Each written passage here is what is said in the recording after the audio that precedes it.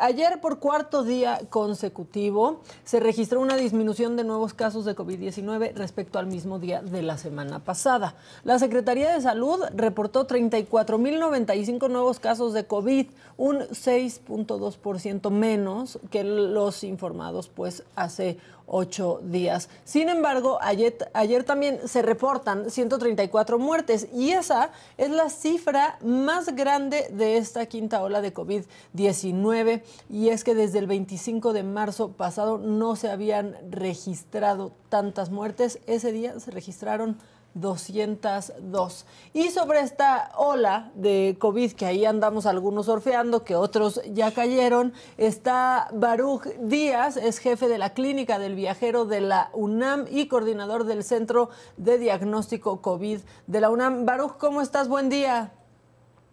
¿Qué tal? Buenos días. Saludos al auditorio. Bien, gracias. Oye, ¿podemos contar esto como una buena noticia? Porque creo que nos tenemos que ver todavía conservadores con pensar que esto ya es una buena noticia.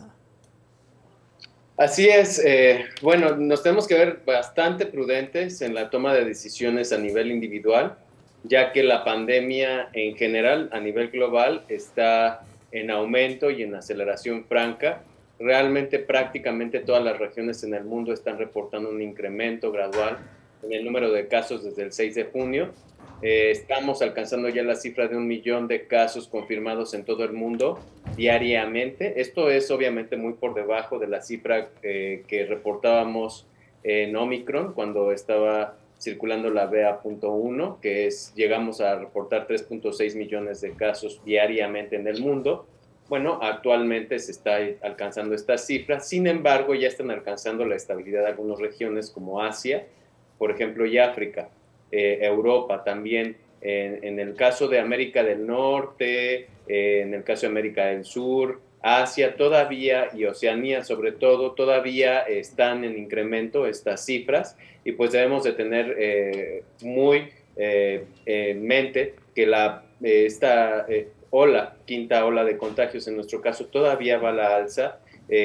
También se están reportando un incremento importante en el número de muertes en todo el mundo. Esto es a partir de la primera semana de julio en adelante y se da precisamente por el incremento en la proporción de casos relacionados con las subvariantes BA.4 y 5, que puede ser que aumenten de manera importante las hospitalizaciones y muertes ante la evasión de la inmunidad conferida por las vacunas, sobre todo para evitar contagios, aunque se ha visto que siguen cuando se aplican las primeras dosis de refuerzo, siguen confiriendo una buena protección para hospitalizaciones y contra muertes. Eso es lo que te quería preguntar, Baruch, con respecto a las muertes, porque es parecido a lo que hemos visto en las olas anteriores, ¿no? Las muertes comienzan a subir ya pues unos 15 días después de que empieza la ola, ¿no? Parecería que es como la evolución de esta ola siempre, ¿no? Que es cuando empiezan a agravar los enfermos.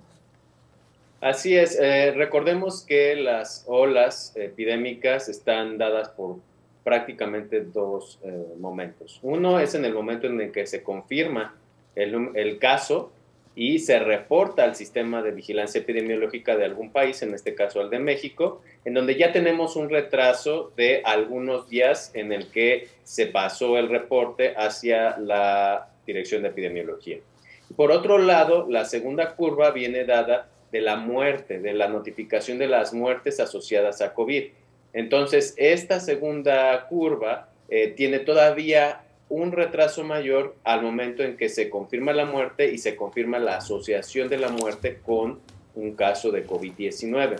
Si bien recordemos también, no todas las muertes se están notificando asociadas a COVID, aunque así sean debido a que existe una alta demanda de pruebas, una baja cantidad de pruebas disponibles que se privilegian para los casos hospitalizados y a veces no se hacen una vez que haya una defunción reportada, probablemente asociada a COVID-19. Que aparte ya, más allá de la disponibilidad, se están haciendo muchas menos pruebas ya, ¿no? Como que la gente dijo, ya, si te da, ya no se hacen las pruebas como se hacían antes. Sí, existe un mal manejo del discurso y de la estrategia de comunicación en este sentido, no solamente a nivel nacional, sino a nivel internacional, también derivado del hartazgo de estos ya dos años y cacho de Sí, pandemia. pues es que... Pero sí, yo creo que es importante que las personas conozcan que el mensaje más relevante es confirmar el diagnóstico. Siempre lo ha sido en cualquier enfermedad. Confirmar el diagnóstico para los médicos es sumamente relevante, ya que así podemos normar tratamientos, sobre todo referidos a las secuelas, ¿no? A las secuelas y a los síntomas de largo plazo de COVID-19. Muchas personas con esta nueva subvariante, estos son los sublinajes de Omicron, están presentando cada vez más síntomas gastrointestinales, síntomas de tipo COVID prolongado que afectan su salud mental, como problemas de concentración, problemas de estrés, de ansiedad. Y entonces esto, pues lo vamos a poder tratar a largo plazo en el momento en que nosotros tengamos un antecedente de enfermedad relacionada con COVID. Si no podemos no podemos confirmar objetivamente al médico que tuvimos COVID, pues el médico probablemente tenga sus dudas en cuanto a verificar si son secuelas relacionadas con COVID. Entonces, esto es muy importante por dos motivos. Por uno, porque tenemos que aislarnos, tenemos que avisar al resto de la población, porque alguno de las personas con las que estuvimos en contacto puede estar relacionada con alguna persona de alto riesgo de desarrollar complicaciones, a pesar de estar vacunada, que son varios pacientes diabéticos, con enfermedades renales, problemas de enfermedad vascular cerebral, problemas de circulación arterial, en fin, hay muchas personas que a pesar de estar vacunadas pueden desarrollar complicaciones y hospitalizarse. Y por otro lado, por este motivo de dar seguimiento a las secuelas de COVID. Es justo lo que te iba a preguntar. Me da la impresión, y quizás muchos de los que nos están viendo lo pueden confirmar, ahorita Jimmy, que acaba de salir de COVID, quizás lo pueda decir, que la ola pasada, ¿no? Cuando llega Omicron, era mucho más leve. A mí me tocó esa ola y pues no pasó de un malestar, pero ahora he escuchado de amigos con mareos, con desmayos incluso, y sí muchos problemas gastrointestinales. Así es, parece ser que estas subvariantes llegan a tener un mayor impacto en otros sistemas, aparte del sistema de respiratorio. Recordemos que este virus se adhiere a las células a través de los receptores AC2, que regulan muchos de los temas relacionados con la tensión arterial a nivel sistémico, y con ello, pues, el cerebro tiene estos receptores, las células de nuestro sistema gastrointestinal lo tienen, las células renales lo tienen, las células del corazón lo tienen, en fin, todas prácticamente las células de nuestro cuerpo tienen estos receptores y el virus se puede adherir a ellos y las puede infectar y las puede perjudicar. Entonces, definitivamente los síntomas gastrointestinales van a la alza, pero lo que más preocupa, por ejemplo, en el caso de los niños y los adolescentes, que en México todavía no han sido vacunados por completo, apenas están iniciando los esquemas. Y recordemos que las vacunas confieren una protección también contra evitar las secuelas de COVID, sino al 100%, sí de una manera significativa, y con ello pues impacta de manera menor en su calidad de vida. Hemos visto en otros países cómo los niños han sido impactados negativamente en su calidad de vida por las secuelas que desarrollan salud mental. También hay un síndrome que se llama PIMS, ¿no? Que le está dando a los niños, que es post-COVID, Baruch. Así es, bueno, hay muchos síndromes que se pueden llegar a integrar por el desarrollo de COVID. Una de las principales razones por las cuales se debe de vacunar a los niños es justamente el síndrome inflamatorio multisistémico, que es este PIMS, o por sus siglas en inglés, que es el MIS, ¿no? Que es lo mismo, pero en inglés. Pero este síndrome multiinflamatorio sistémico lo que causa es que muchos órganos se inflamen de manera simultánea al momento de estar infectados y de desarrollar la enfermedad de COVID en los niños. Si bien es poco frecuente, sí es de relevancia porque esto se puede evitar aplicando el esquema inicial de vacunación en ellos, y ahora que están las campañas de vacunación dirigidas a algunos grupos de edad de niños y adolescentes, pues será importante que los padres lo tomen en cuenta, ya que es un beneficio directo e inmediato de la vacunación en esta población. Buenos días, Baruch, buenos días. Te saluda Jimmy Sirvent. Creo que esa parte es muy importante, ¿no? Eso que dices, yo creo que con Omicron como que bajamos un poco la guardia, ¿no? Omicron de pronto los síntomas no eran tan graves, sí había demasiados contagios, pero la gente como que bajó la guardia porque pues la gente no estaba yendo a hospitales, no estaba yendo fallecimientos y ahorita pues sí está regresando pues estos síntomas graves y además síntomas distintos, ¿no? Por ejemplo, todo lo que hablas del sistema digestivo, yo la verdad es que así me di cuenta que tenía COVID. De repente sentí el estómago mal, estuve suelto, fui a llenar unos papeles otra vez, Maquita. Fuiste a llenar papeles. Y así fue como me di cuenta que tenía COVID, pero creo que ahora pues la cosa se está poniendo fuerte otra vez, a diferencia de Omicron, que Omicron era muy contagiosa, esta además es muy contagiosa y los síntomas son mucho más fuertes. Así es, recordemos que alrededor del 30% de las personas que desarrollan COVID quedan con secuelas y quedan con estos síntomas a largo plazo. La mayor parte de ellos se resuelve entre los primeros 3 meses, incluso hasta los 6 meses, pero sobre todo los síntomas que están presentando con una mayor frecuencia y que disminuyen la calidad de vida, obviamente una diarrea constante combinada con estreñimiento, un colon irritable, pues va a disminuir la calidad de vida de las personas, de los niños por lo menos, pues estos son los síntomas más relevantes, incluyendo los de salud mental, que creo que los hemos dejado a un lado. Claro. Y cuando estamos hablando de movilidad de la población, por ejemplo, en vacaciones de verano, en donde las personas se mueven, interactúan socialmente con mayor frecuencia que en otras etapas del año, van a convivir poblaciones mixtas, poblaciones que están completamente vacunadas con poblaciones que apenas se están vacunando como los niños. Y parece ser que se nos ha olvidado y que hemos privilegiado, por ejemplo, otro tipo de prioridades en nuestras vidas, amén de estar pues al pendiente de que los niños apenas se están vacunando y pueden estar susceptibles a desarrollar estas complicaciones. Baruch, ahora el tema de las vacunas, conforme van saliendo distintas variantes, ¿qué tan efectiva sigue siendo pues la vacuna que se desarrolló hace tiempo con estas nuevas variantes que van saliendo poco a poco? Pues mira, aquí debemos de diferenciar un concepto muy claro.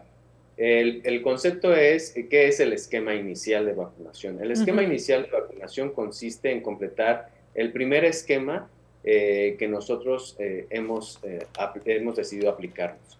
Por ejemplo, en el caso de las vacunas de RNA, Pfizer, por ejemplo, o de las vacunas de vectores virales como AstraZeneca, el esquema inicial consiste en 2 dosis. El esquema inicial en otras vacunas como CanSino consiste en 1 dosis a lo largo de la vida.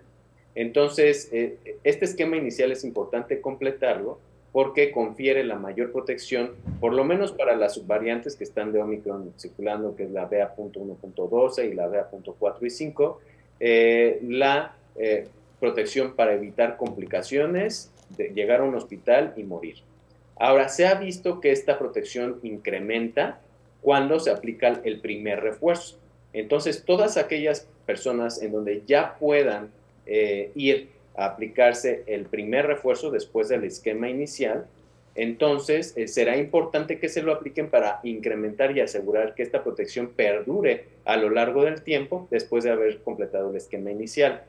Para las personas mayores de 60 años, se ha visto que no es suficiente con un primer refuerzo, que es muy importante acudir a aplicarse un segundo refuerzo para poder incrementar y mantener niveles adecuados de protección, sobre todo para disminuir el riesgo de enfermar de COVID y desarrollar complicaciones.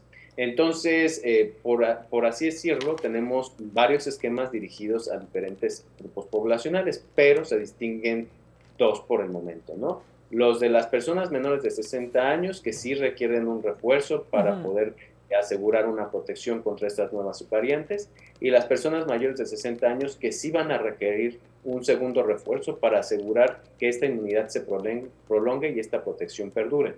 Después vamos a ver que ya se están comenzando a probar esquemas de protección, sobre todo para los más pequeñitos, las personas, los niños de 6 meses hasta, por ejemplo, 4 años, en donde es muy probable que se vayan a aplicar 3 dosis como parte del esquema inicial, y todos los niños a partir de los 5 años hasta los 12, 15 años ya reciban un esquema inicial de 2 años. Entonces, esto es lo que apenas está comenzando a pues es novedoso, se está comenzando a saber, pero bueno, por el momento tenemos estos esquemas iniciales de vacunación con sus correspondientes refuerzos. Baruch, ¿tú dirías que México entró tarde a la vacunación de niños? Quizás esta ola no los agarró pues tan protegidos como deberían de haber estado.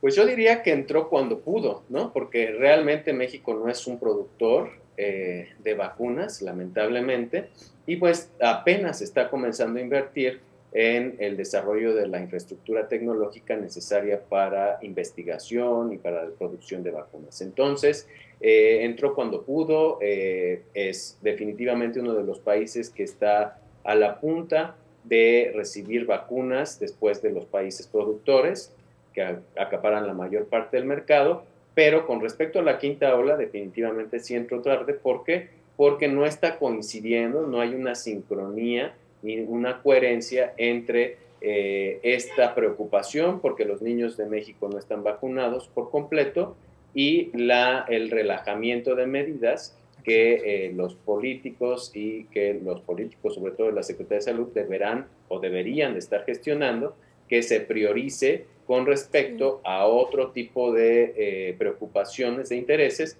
que también son igual de importantes, pero que por el uso del cubreboca, la sana distancia, la limitación de aforos van a ser fundamentales para evitar y prevenir más disrupción en cuanto a la salud de los mexicanos. Es eso, ¿no? Sí, lo triste es que haya políticos en la Secretaría de Salud, pero ese es otro tema. Ya con esa sonrisita, Baruch, ya con esa sonrisita. Y sí, de pronto se nos empezó a olvidar el uso del cubrebocas, la sana distancia, lavarse las manos, ¿no? Todas estas medidas que impusieron a principios de la pandemia, Pues que todos respetábamos tanto. Sí. De repente, Omicron, y que ya pues no te vas a ir al hospital o no te vas a morir, entonces la gente se quitaba el cubrebocas, ya no se lavaba las manos, ya nadie respetaba la sana distancia. Y creo que son ese tipo de medidas las que tenemos que retomar para que pues, disminuyan los contagios y disminuyan los casos de gravedad.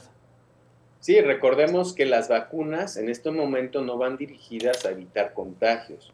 Las vacunas en este momento van dirigidas a evitar muertes y complicaciones por COVID. Los contagios se evitan vacunándonos, pero con una mayor medida cuando implementamos de manera paralela y simultánea otras medidas que han demostrado ser efectivas para disminuir los contagios. El uso del cubreboca de manera adecuada y en espacios públicos, incluyendo el transporte público, es sumamente relevante. Y ahora que he estado viajando en Metrobús, en metro, en fin, en el transporte público que se utiliza rutinariamente para movilizarse en la Ciudad de México, pues esta importancia, esta percepción del riesgo parece que es más lejana. Cada vez más personas se retiran el cubreboca en los espacios públicos, incluyendo la movilidad, el transporte, y creo que es buen momento para que las autoridades retomen una campaña importante que pues incremente esta percepción del riesgo y la haga tan evidente que la población incremente el apego a estas medidas como el uso de cubreboca y en el caso de la iniciativa privada a la limitación de aforos. Claro, regresar a eso. Y ¿sabes qué? Creo que también se le ha olvidado a la gente. Yo me acuerdo, pues cuando me vacuné muy, muy temprano porque pues como mucha gente teníamos que trabajar y queríamos estar protegidos antes de que me tocara aquí en México. El cuidar la vacuna. ¿No se acuerdan que de pronto te vacunabas y sí te decían, oye, son 15 días en lo que generas inmunidad y demás? Cuida tu vacuna. Eso ya, o sea, porque te la ponen y ya te vas a hacer tu vida normal y no estás protegido en el instante, Baruch. Así es. Esta es un efecto paradójico que se ha reportado en muchas partes del mundo. Sí. En el momento en que las personas se perciben vacunadas o son conscientes de que ya han sido vacunadas, parece que la percepción de riesgo disminuye de manera radical, pero inmediata, ¿no? Y recordemos que cualquier vacuna tiene un proceso en el cual se genera la inmunidad. Y esto va a ser importante para las campañas que se están desarrollando en este momento con los niños y los adolescentes. Recordemos que apenas con la primera dosis no es suficiente para brindar una protección ideal en esta población. Necesitamos 2 dosis y esperar después de la segunda dosis 14 días para asegurar una inmunidad protectora suficiente o ideal en cualquier individuo. Entonces, hay que respetar los tiempos, es muy importante también respetarlos para si es que acudimos a un refuerzo, investigar cuánto tiempo hay que dejar pasar para aplicarnos el refuerzo. Y también otra cosa que estamos viendo en viajeros, por ejemplo, es que ellos pueden llegar a tomar decisiones individuales basadas en pues lo que se dice entre la comunidad para aplicarse vacunas que sean reconocidas a nivel internacional en las fronteras.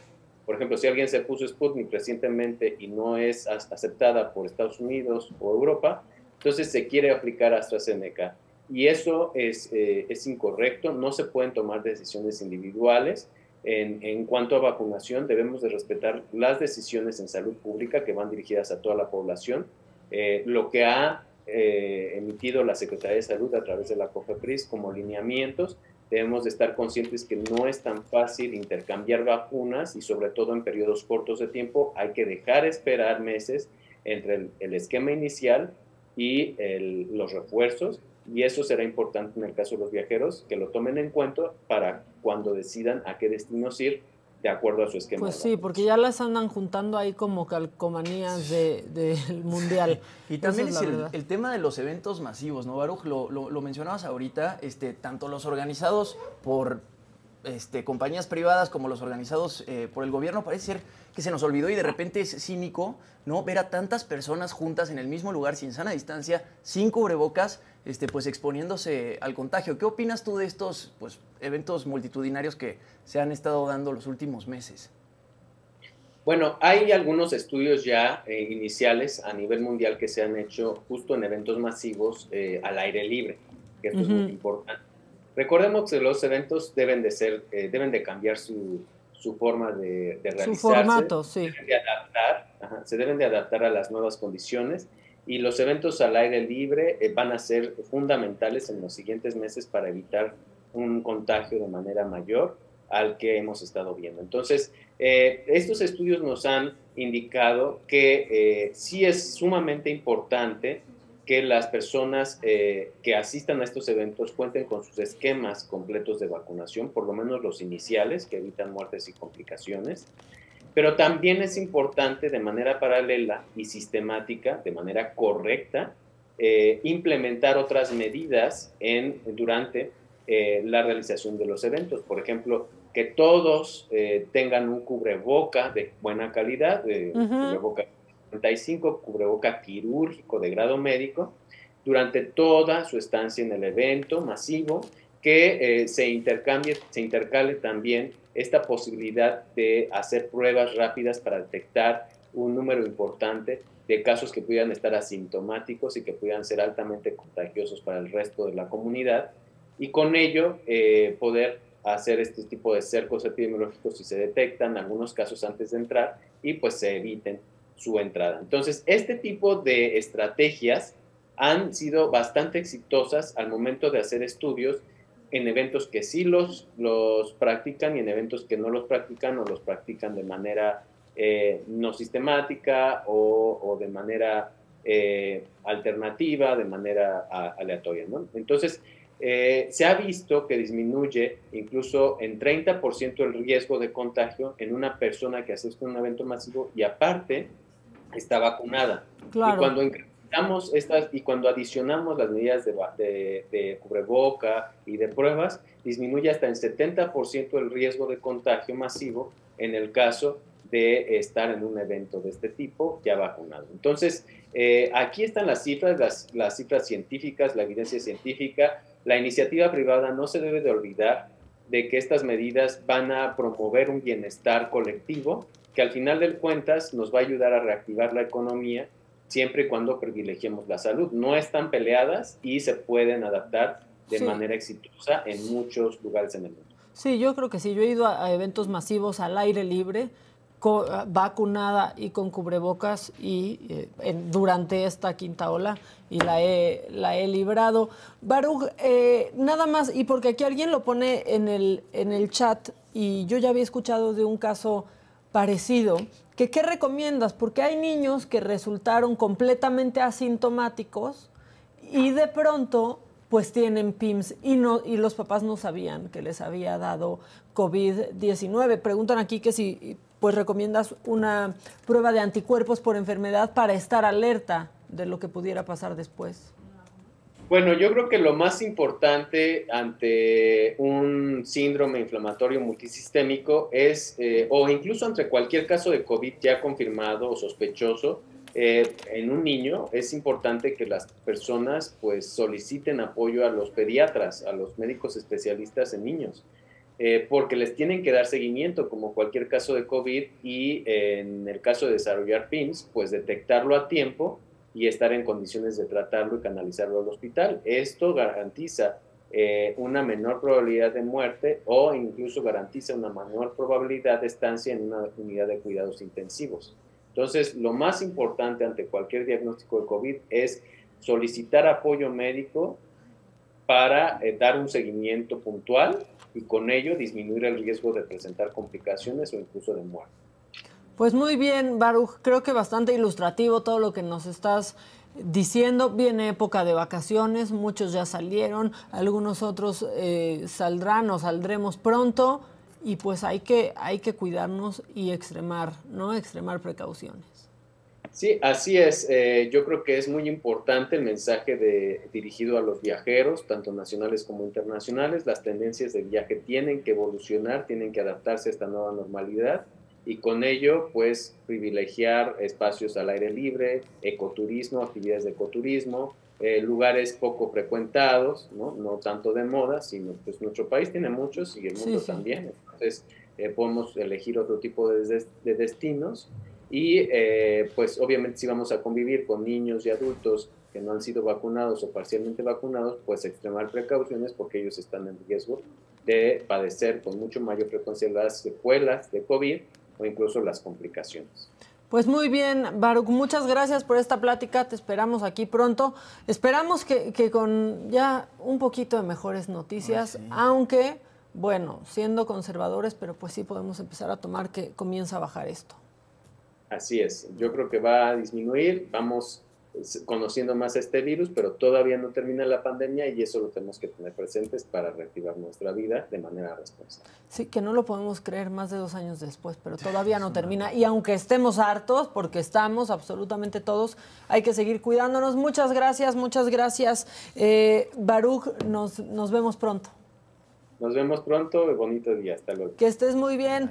Es Baruch Díaz, jefe de la Clínica del Viajero de la UNAM y coordinador del Centro de Diagnóstico COVID de la UNAM. Hoy es miércoles, ¿tu día favorito? Aizagafut. Aizagafut, con el burro, que no promete llegar sobrio, pero promete llegar. Y eso es un avance. Eso es lo que podrán ver hoy, a las 8.